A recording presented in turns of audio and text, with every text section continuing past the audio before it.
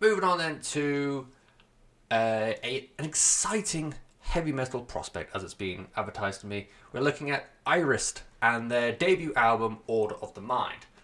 Irist emanate out of Atlanta, Georgia, but their members originally came from various parts of South America, including Argentina, Chile, and Brazil.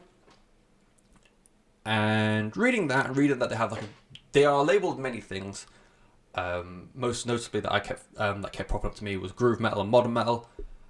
And when I see groove metal, I see the fact that they members of the band come from like Brazil, Chile, and Argentina. I thought this was going to be a very Sepultura, very Soulfly inspired album. It's very much not that. It's in fact a very Gojira inspired album. It wears its Gojira influence on sleeve the same way Loathe did. When I reviewed that album a couple of weeks ago, and they have all those comparisons to Deftones, while still remaining quite an individual sound. I find that this is doing that. I find that although you can, as soon as you turn it on, you can easily identify the Gojira influences, they are still making it their own. They're not just Gojira 2.0. I find if I'm going to compare them, I think Loathe did a better job of like individualizing, if that's a word, against or like separating themselves. That's probably a better word. Separating themselves from Deftones compared to Irist and Gojira, but you know it's not a competition. I think Loathe was their second album. I think so. The second attempt at getting that mixed together. The album, All of the Mind. Fucking hell, I can't talk. All of the Mind does carry a lot of the same influences from Gojira, as I say. You've got the big galloping riffs, you've got the searing melodies, which I think to a point are inspired from like a post-rock, post-metal kind of world. It never lets the pace drop off. It's always like quite an upbeat kind of tempo album, but you still got this like big soaring parts that add to the drama of the album, which I really, really enjoy. Rodrigo fucking hell. Rodrigo Carvalho. Eventually, I think I did an okay job with that. He's a lead vocalist. I feel like he's got a really interesting vocal style. It is growling. It is heavy. It is. It's very much not clean, but it's not Cookie Monster vocals at all.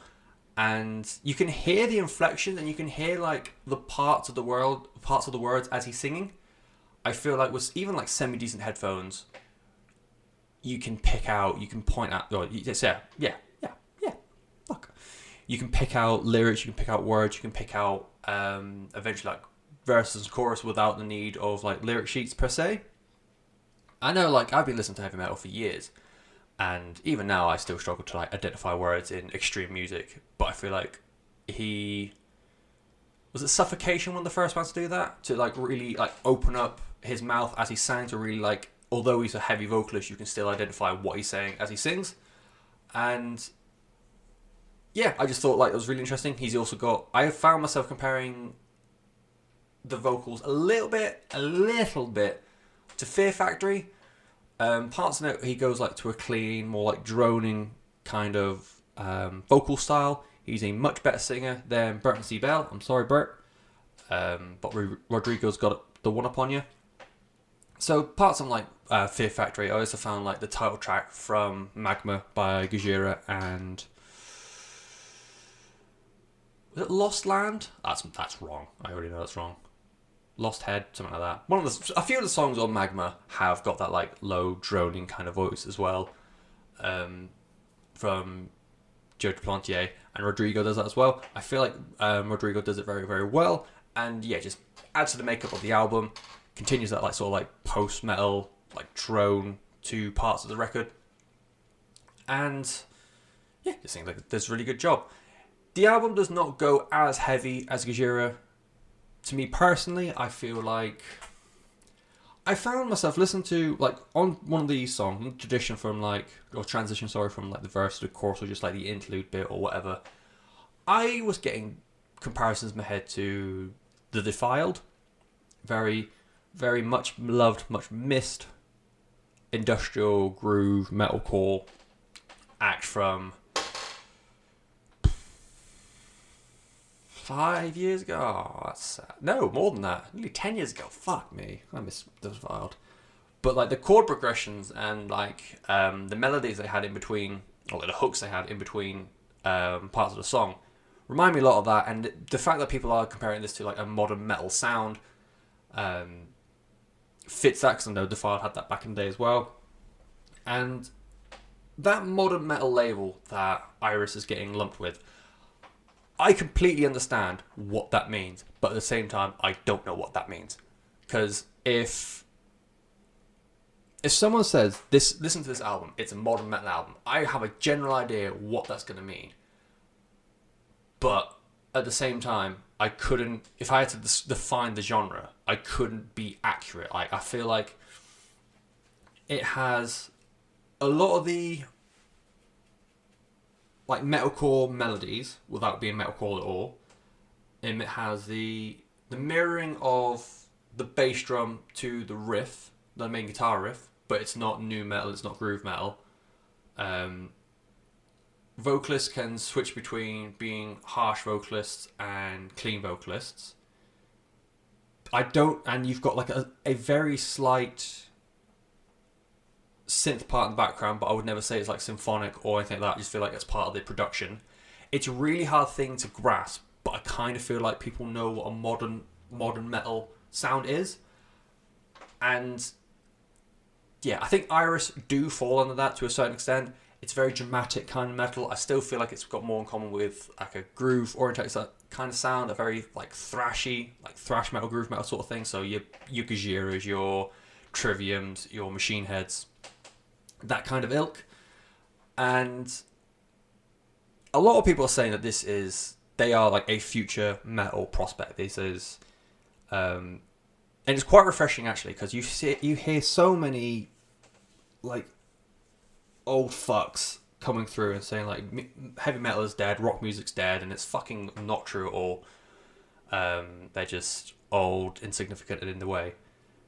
And it's so nice to have a band come through and have damn near universal praise that says that these are going to be the next big thing. This is what music's going to sound like for the next 5-10 years. It's refreshing to hear that, but based on this album, I don't think they're quite there yet. I feel like there's still parts of the sound that they are like the overall makeup of the sound is kind of missing a few bits. I found this to be more of a moments kind of album. Like I really like Burning Sage, I really like Creation, Order of the Mind, the title track, and the end of Nerve. The Nerve is a really big. It really goes into those like post groove metal kind of things. It's like big, ambient but still incredibly heavy kind of song. I feel like the next album is going to be a case of I'm going to listen to it and think this is like a good run of songs, like 3 songs fucking slam, or like this one song is perfect from start to finish. And then I feel like third album is going to be the case where it's going to be what Loathe did. It's going to be the album where everyone comes in and says, holy shit, this is everything they'll be able to be. If they get it in the second album, I'm not going to be upset. I might look like a bit of a div, but I don't feel like this is their best album. I feel like there's so much more to come from Irist. I feel like, yeah, future is very promising for them. Future is very, very promising for them. I just don't think they are at that point on this album. I really enjoyed the guitar work from Adam Mitchell and Pablo Davila. I really enjoy the like really searing moments that have like post-rock influence, and I'm really, really excited to find out what comes next to them. I just don't think they're at that point just yet, and that's mad. And this whole podcast is like a personal thing, but yeah, I just don't. I believe that. I think there's going to be more from them in the future, but it doesn't mean do not go listen to it now. It's still. I do think that this is a very future-based style of music, and it is how the metal world is going. I don't want to say contemporary in the same way that it's going to be very mainstream, but it's going to be the heavy metal version of mainstream. I feel like this is going to be very festival heavy. This is going to be very. It's going to be. I'm not talking like a couple of years. I'm talking way off in the distance, but this is going to be arena kind of music.